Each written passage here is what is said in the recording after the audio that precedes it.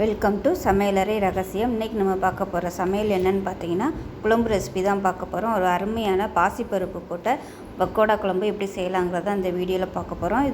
இந்த பக்கோடா குழம்பு சாதம், இட்லி, தோசை எல்லாத்துக்குமே ரொம்பவே சூப்பராக இருக்கும். இது நாள் செய்கிறத விட மறுநாள் வச்சு சாப்பிட்டிங்கன்னா இன்னும் நல்லா அட்டகாசமாக இருக்கும். ஸோ வாங்க இந்த குழம்பு எப்படி செய்யலாங்கிறத பார்க்கலாம். மெஷரிங் கப்பில் அரை கப் அளவுக்கு பாசிப்பருப்பு நல்லா 2-3 தடவை கழுவிட்டு நல்லா அரை மணி நேரம் ஊற வச்சுட்டு தண்ணியை இருத்துட்டு எடுத்து வச்சுருக்கேன். இதை வந்து மிக்ஸி ஜாரில் சேர்த்துக்கலாம். இப்போ அதே மெஷரிங் கப்பில் 1/4 கப் அளவுக்கு பச்சரிசி எடுத்திருக்கேன். இப்போ அதையும் சேர்த்துக்கலாம். மொத்தம் 3/4 கப் அளவுக்கு எடுத்திருக்கேன். இப்போ இதோட ஒரு 5 வரமிளகா, 1 டேபிள் ஸ்பூன் சோம்பு, கொஞ்சமாக கல் உப்பு சேர்த்துருக்கேன். இதையும் சேர்த்துக்கலாம்.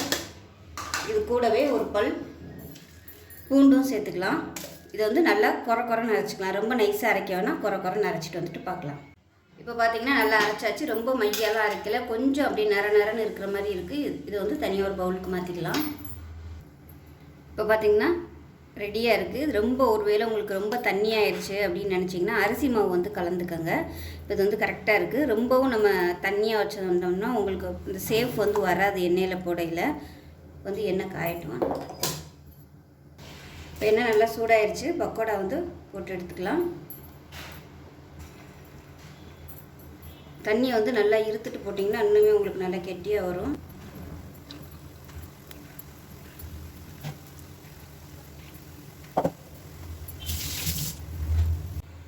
இப்போ பாருங்கள் எல்லாமே நல்லா பொரிச்சு எடுத்துட்டு எப்படி இருக்குன்னு பாருங்கள். இந்த அளவுக்கு நல்லா கொஞ்சம் கலராக விட்டுக்கோங்க. அப்போ தான் பக்கோடா குழம்பு நல்லா டேஸ்ட்டாக இருக்கும்.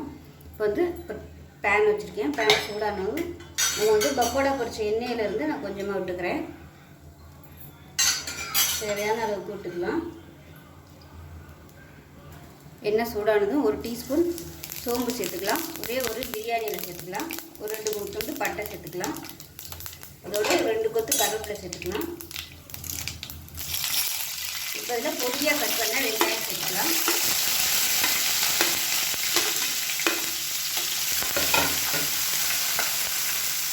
பொடியாக கட் பண்ண பூண்டு வந்து ஒரு 5-6 சேர்த்துக்கலாம். வெங்காயம் வதக்கிறதுக்கு உப்பு சேர்த்துக்கலாம்.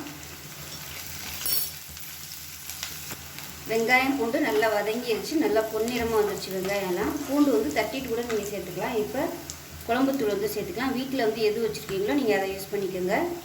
நான் வந்து 4 ஸ்பூன் குழம்பு பொடியும் 2 ஸ்பூன் மிளகாத்தூளும் எடுத்திருக்கேன். அதாவது 1.5லேருந்து ஒரு 2 டேபிள் ஸ்பூன் அளவு எடுத்திருக்கேன். காரத்தை பொறுத்து நீங்கள் சேர்த்துக்கோங்க. ஏன்னா இது வந்து புது மிளகாத்தூள்னால காரம் வந்து கொஞ்சம் அதிகமாக இருக்கிறதுனால நான் வந்து 2 எடுத்திருக்கேன். இப்போ பாருங்கள் எண்ணெயில் நல்லா வதக்கியாச்சு. வதக்கிட்டு இப்போ மீடியம் சைஸாக ஒரு 3 தக்காளி மிக்சியில் அடிச்சு வச்சுருக்கேன். அதை சேர்த்து இது நல்லா எண்ணெய் குதி வர அளவுக்கு வதக்கி விட்டுக்கலாம்.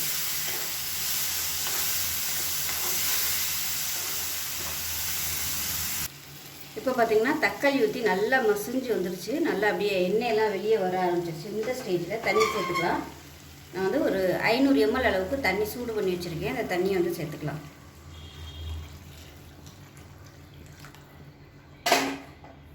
இது வந்து நம்ம பக்கோடாலாம் போட்டோடனே குழம்பு வந்து உள்ளே நல்லா இழுத்துக்கிறோம். அதனால் வைக்கையிலே நீங்கள் வந்து கொஞ்சம் நல்லா தண்ணியாக வச்சுக்கணும்.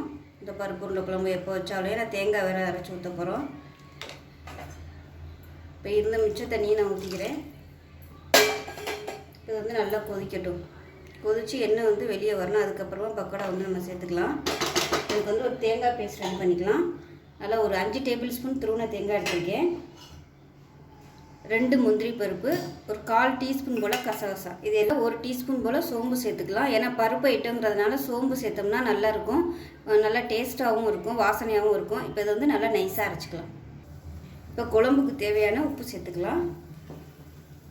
இது வந்து நல்லா கொதித்து எண்ணெய் விட்டு வரட்டும். இது இவ்வளோ தண்ணியாக இருக்கேன்னு நினைக்க வேணாம். நம்ம தேங்காய் வேறு அரைச்சி ஊற்றுவோம். பக்கோடா போட்டோன்னே அது நல்லா அப்படியே குழம்பு ஃபுல்லாக உள்ளே இழுத்துக்கிறோம். இப்போ குழம்பு வந்து ஒன்றுமே இல்லாத மாதிரி போயிடும். அதனால் கொஞ்சம் தண்ணியாகவே வச்சுக்கணும். குழம்பு நல்லா கொதிச்சிருச்சு. நம்ம அரைச்சி வச்சுக்க தேங்காய் பேஸ்ட்டை சேர்த்துக்கலாம். இப்போ அதை நல்லா கலந்து விட்டுடலாம். கலந்து விட்டுட்டு அடுப்பு வந்து நல்லா குறைச்சி வச்சுக்கோங்க. குறைச்சி வச்சுட்டு நம்ம வறுத்து வச்சுருக்கிற இந்த பக்கோடாக்கில் இதோட சேர்த்துக்கலாம். சேர்த்துட்டு கலந்து விட்டுட்டு மீடியமான ஃப்ளேமில் நல்லா கொதிக்கட்டும்.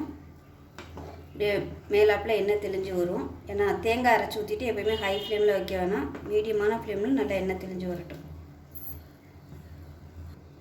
இந்த குழம்புக்கு புளி தேவையில்லை. விருப்பப்பட்டால் நீங்கள் தக்காளியை குறைச்சிட்டு புளி சேர்த்துக்கோங்க. நான் வந்து தக்காளி கூட சேர்த்துருக்கிறதுனால புளி சேர்க்கலை. இப்போ மீடியமான ஃப்ளேமில் நல்லா கொதிச்சிருச்சு. இப்போ லாஸ்ட்டாக கருவேப்பிலை கிள்ளி போட்டுட்டு மாற்றிடலாம்.